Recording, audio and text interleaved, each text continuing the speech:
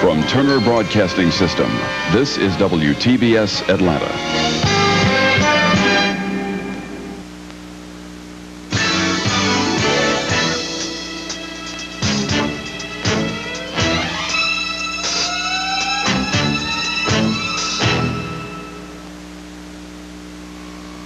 The following is an address given to the National League of Cities on December 2nd, 1980, by Ted Turner, president of Turner Broadcasting System, Incorporated, the originator of the superstation concept of cable television.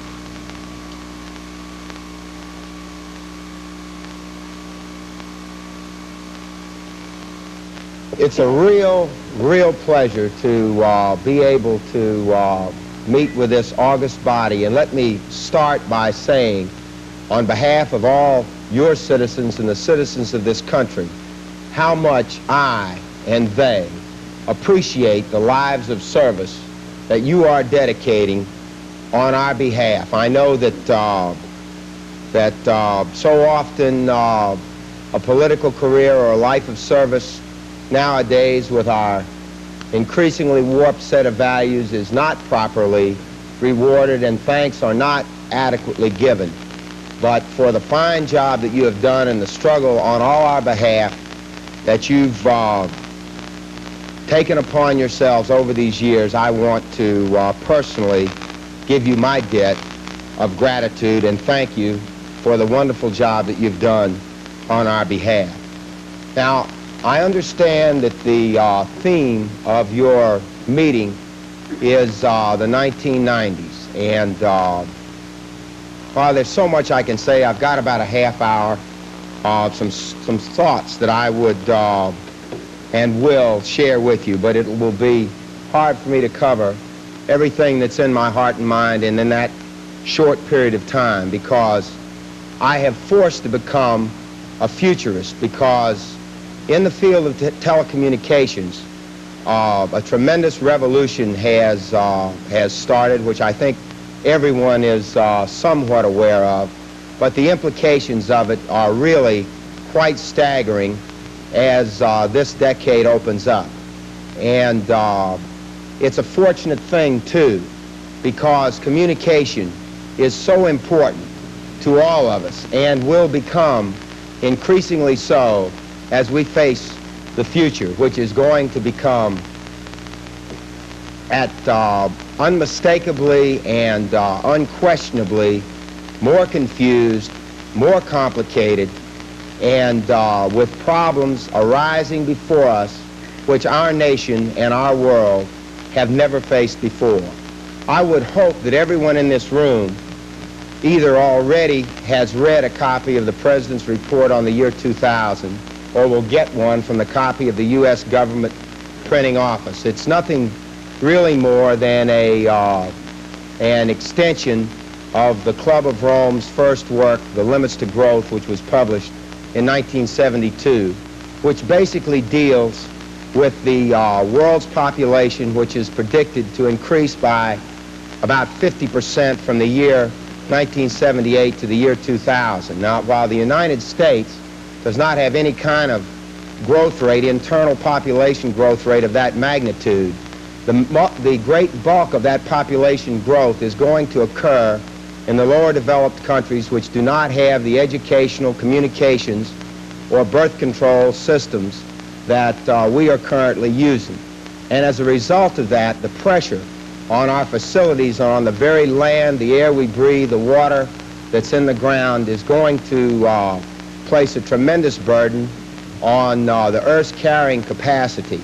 And these reports both deal with that, and while it may not be of immediate concern to you in city government, it affects us all, and certainly those people in leadership positions, which you certainly are, need to be informed of this problem. For instance, the nation of Mexico is projected their population will more than double during this 22-year period.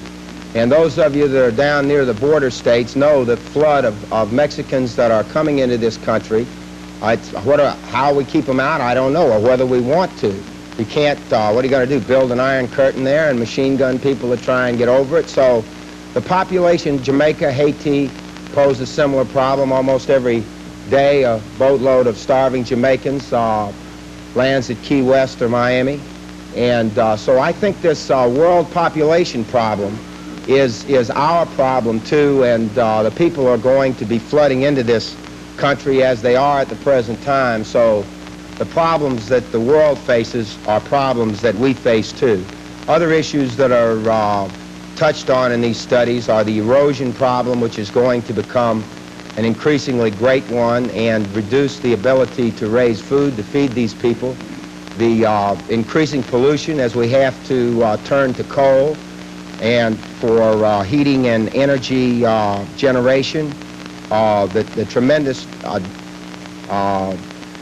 dropping of the water table in the United States, which is going to turn us from a nation with plenty of water supplies to a nation in the next 20 years with inadequate water supplies. I think probably quite a few in city government realize this problem in your own communities is already starting to show itself. So we really have to plan for the future. Now, the problems that we face, and of course the energy problem is probably one of the greatest ones because it will affect us all. Our basic prosperity in this country is built upon the massive use of cheap, readily available energy, which, as we all know, is no longer the case. I just finished reading a report from the Shell Oil Company, about 20 pages long, looking at where we'll be in the year 1990, and we will still be importing about the same level of oil from OPEC at that time that we are now. The only thing that the study did not say,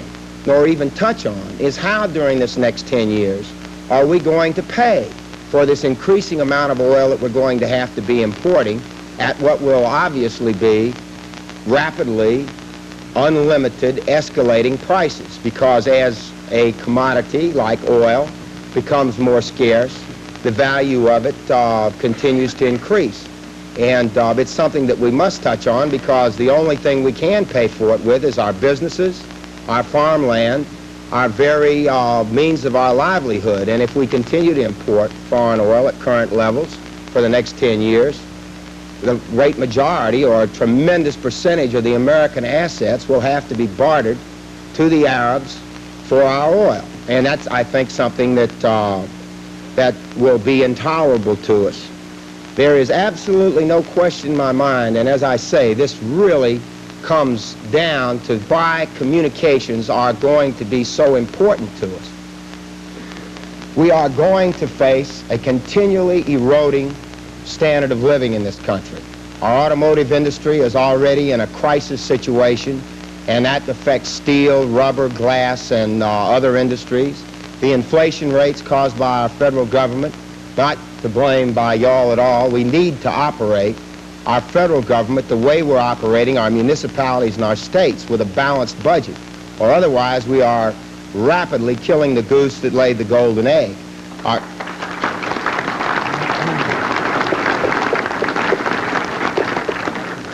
If we don't, I really believe that we are risking the very real and near danger of hyperinflation, which is how Adolf Hitler came to power. We're playing around with our basic freedoms because we have operated at the federal level totally irresponsibly during the last 20 years. And I have to place. I've been in the television business for 10 years, and I started out like everyone. I'm 42 now. But up until the time I was 30 or 35, I was kind of a happy-go-lucky wanderer going through life. I was always a hard worker, a concerned citizen, someone who was instilled with the basic values from my parents. Thank God I grew up before this television age was upon us, where I was instilled with hard work, you know, the values of hard work, honesty, fair dealing, a day's work for a day's pay, and all the things that, looking out here, I see a lot of gray hair in these rooms. You all are of my generation, or probably 5 or 10 years previous. And you wouldn't be where you are if you didn't have all those values. And I am absolutely certain in my mind and heart that the problems that this country today faces at the end of the 1950s, at 1960 dawned, only 20 years ago, this was the most powerful nation on earth. Inflation was not really a problem. Unemployment wasn't a problem. Crime wasn't really a problem. And the basic fundamental values that parents passed on to their children was still in existence. Since then, television has taken over. And the people that have run those 3 television networks and the motion picture companies in Hollywood that produce the programming for them have changed our whole system of values from one where what you did and pride in what you did was far more important than the reward that you got for it, to one where the nation is almost totally materialistic. The commercials and the programs show everybody spending money, but very few programs show people making it. They do not glorify the work ethic. Television is the most powerful form of propaganda the world has ever seen, and in our nation it has been used to destroy us. If the networks had been run by our worst enemies, they could not have done a more effective job of breaking us down.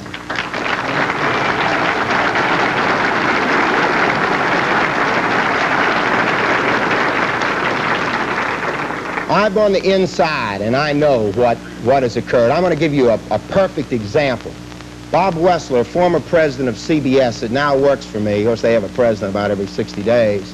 But he was there for 19 years, and as a young vice president about 5 years ago, he happened to run into Bob Wood, who was then president of the network, and he had just reviewed it was back when they really were on the violence craze with Mannix and Kojak and, blow your brains out every 5 minutes.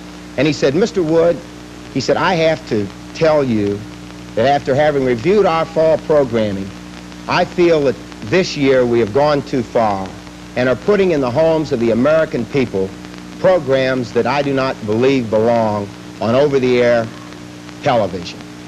And Bob Wood, the president of CBS, he said, looked him in the eye with a sad look and said, Wessler, let me tell you something.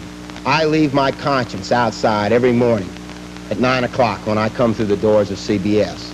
Now, I submit to you, for someone in the fire department, in city government, in school administration, or in network television, which is the most powerful communications and propaganda medium that the world has ever seen, there needs to be a sense of responsibility, because our young people at their formative ages are seeing those programs, and they are determining far greater than what is taught in the schools, because the production values are so much greater.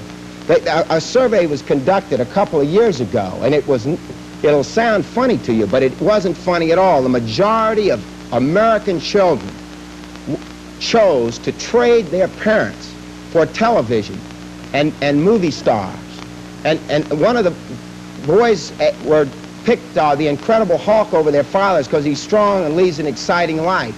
Girls picked Farrah Fawcett over their mother because the majority of American children had this in mind. They said, and they put down because of Farrah Fawcett, because she's rich and sexy.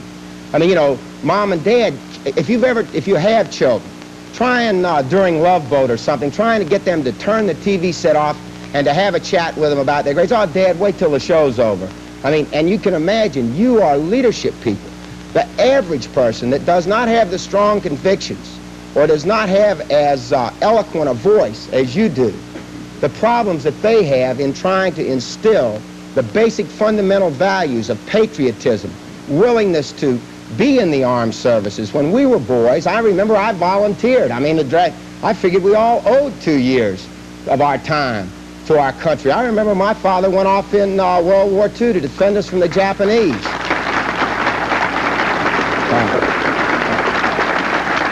I realize this is off the subject, but unless it's not really, because what's happening today and what's happening in the past has got to be a guide for the future. And the future must be different in the communications field if we are to survive as a nation where freedom continues to exist. You must remember, and I'm sure you all know, that we are the last bastion of freedom, the protectors of it in the entire world. The Iron Curtain, which is nothing more than another dark age, has already descended on over half the people in the earth. And if the United States falls, the rest of the free world will fall like dominoes to this force which could be the 1984 that all of us have read about, where people are denied freedom of religion, freedom of speech, freedom to choose the job or the part of the country in which they wish to live. Our reckless course, which has been propagated and promoted by the television networks during the past 20 years, has led us to the brink of destruction. And talking with my friend here, the mayor of St. Louis, he said that there's a great concern amongst all of y'all here. And well, there might be, because this inflation is going to make it impossible.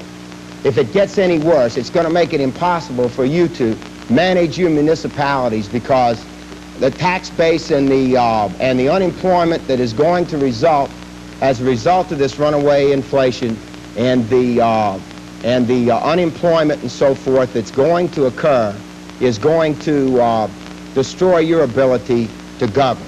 Now, what I'm trying to do with my networks, two of them, one which is all news that we just started, that tries to present, if you ever watch network television, which I'm sure you do, most of you probably, that's all you have, if you watch their network newscasts, all it ever is disasters. The only time they ever mention a public official in government is when there's some sort of scandal. And they've been doing this for 20 years. They never say anything about somebody good. You know, I asked them about it. I said, why don't you do some good? He said, because it's not newsworthy. Well, I submit to you that that's a bunch of beans. Good things are just as newsworthy as bad things. There should be balance. And what 60 Minutes did to John Connolly, I mean, they make up their mind on that program a lot of the times what they're going to do. And those of you that have been interviewed by television, and you all have in public life, what they do in 60 Minutes, I've been interviewed, they get 4 hours of tape and they edit it down to 15 minutes. I submit, let anybody hear that if I want to interview you and do 4 hours of it over a 2-month period, I can take that 15 minutes and make you look like a crooked idiot, or I can make you look like a hero if I choose to do so. That is not news. News is when you go out to try and find out what's happening and report it factually. The newsman should not be bigger than the news. And we have that in America today. I think it's disgraceful. I think if Walter Cronkite was going to get up after I was through speaking and comment on my speech, I wouldn't be here. And yet that guy gets on after the president makes his speech and says, what did the president really mean? And, you know, does he really?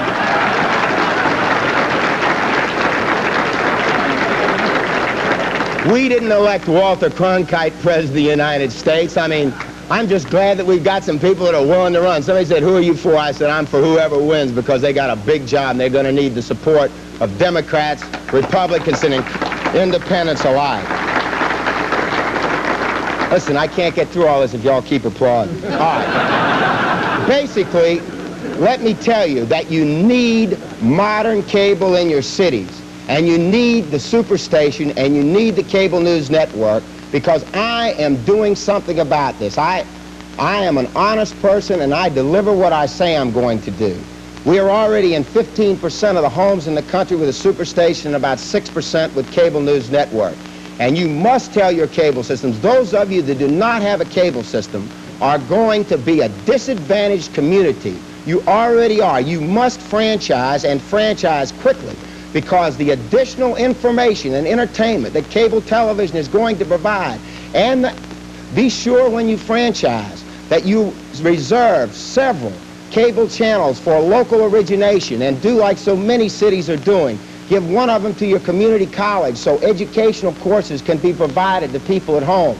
Give one of them to your library that can tell what the benefits are of getting the fine books out and reading them and getting information. And keep one for your city council meetings and for your own personal use, so you can address your citizens, not depend on the local affiliate that's probably only going to cover the murders that occur in your town. If City Hall gets on fire, they'll be down to see you, but that'll probably be the only time. Or if, of course, you get stuck with your hand in the till, they'll be there to cover that. The cities need the ability to communicate as never before, because what is happening, what will happen,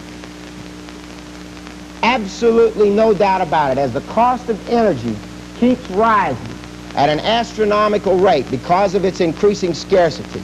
And I've studied this very carefully. I had the Superstation do a 6-hour series on energy, and it was extremely enlightening. We're going to run it again in January over a 5-week period at 10 o'clock Eastern Time, and those of you that have the Superstation, be sure you see it, because when we went around and we interviewed everybody, small energy producers, the guys that handle the new stuff, government officials, large oil company people, small oil company people, people in the nuclear power. It was a unbiased view of the entire situation. We did not draw too many conclusions. We left it up to the viewer, as we do with Cable News Network. I try and provide both sides of all the controversial issues rather than setting up some godlike commentator to make your decisions for you like the networks do, some self-appointed genius,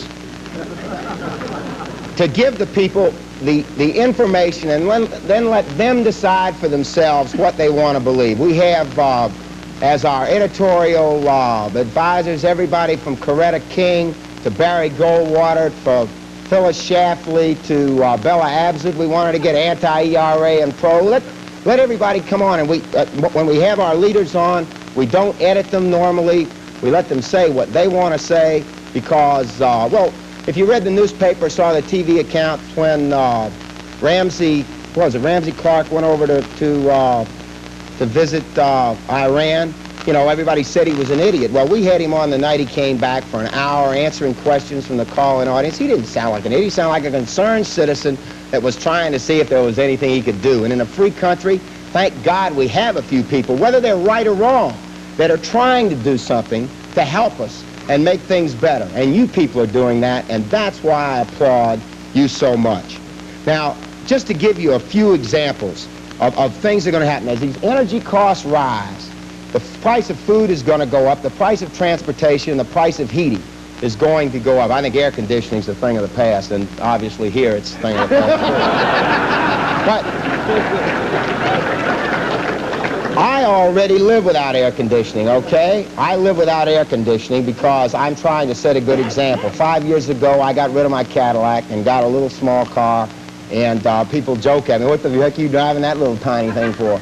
I said, trying to set a good example, and it ain't so bad anyway. I mean, when I went to Europe and places, everybody had small cars anyway. But as a result of this, people aren't going to have the discretionary income that they had before. And as a result of that, they're not going to have the money to spend on other things and to move around town as much. And it's going to be more important that they get their entertainment and information inexpensively at home. Newspapers are going to continue to decline, particularly in areas that are served by cable, but everywhere, because their costs are rising. And also, we're going to have to save those trees eventually, because we're going to need them for fuel, because that's the only non-renewable renewable resource that we can produce, you know, something that can burn, and that's where really all the oil and coal came from in the first place. So having a diversity of programming, and cable uses very, very little energy.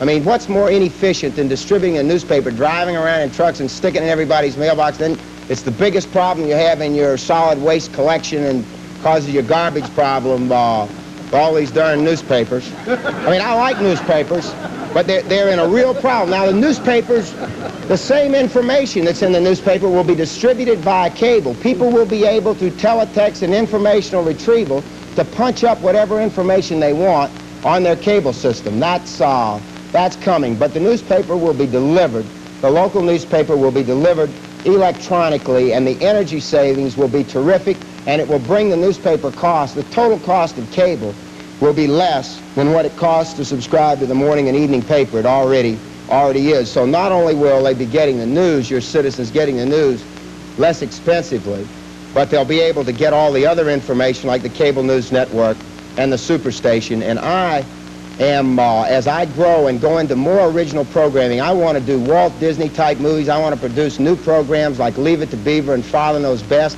I want to go into West Virginia and do a program about a family that lives there. I mean, just think if you're a coal miner in West Virginia and you come home and your kids watch Love Boat and Fantasy Island, they say, Dad, how come we don't live like that? I mean, there needs to be a program or some programs that show that a normal life where a person works at his job and is happy with it is a hero. Right now, the only heroes on television are either cops, robbers, sex maniacs, or just people that are spending money. They never show anybody where the money should come from. And you know where it's got to come from. Somebody's got to work and earn it.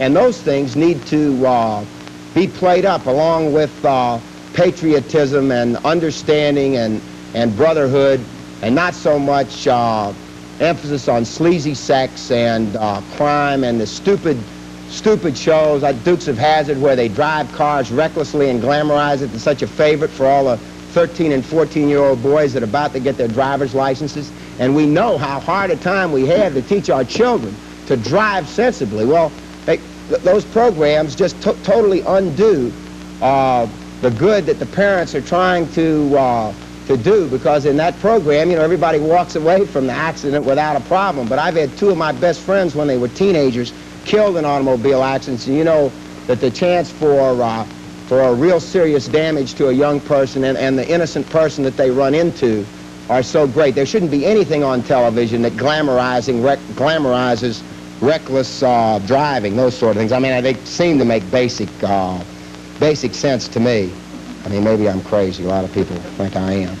But we run, I don't know. Let's see if I've got anything here else before I sign off. But these programs are available now to those that whose cable systems aren't carrying the Superstation and the cable news network. I would ask you as a favor to your community, to yourself, and to your cable operator to ask them to please put those programs on. They can certainly do it. Those of you that did not have a cable system as yet, that is going to be the economical way, it already is, modern cable, for you to communicate with your citizens and to bring them a variety of programming similarly to newspapers and magazines today, that is a low energy user and one that very low cost provides a tremendously enlightening, brightening service for the people in your communities.